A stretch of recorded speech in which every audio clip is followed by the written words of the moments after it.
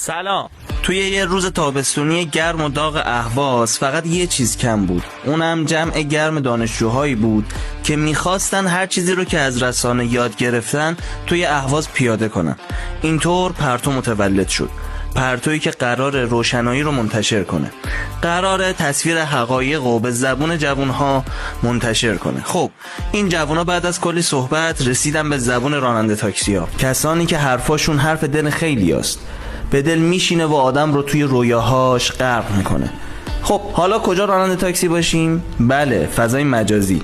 اول پرانتز باز رو ساختن که قرار شد بخش سیاسی رو خیلی جذاب به جوون امروز نشون بده. بعد از اون همترمه قرار شد فرهنگ رو به نور و صدا تبدیل کنه. مکتبم اومد که نور و اعتقادات و دین رو به سایه قلب ها برسونه. بعد که کم کم پا گرفتیم، بذر ادبیات رو هم توی دل پرتو کاشتیم تا بتونیم بخش ادبی رو به مجموعه پرنورمون اضافه کنیم.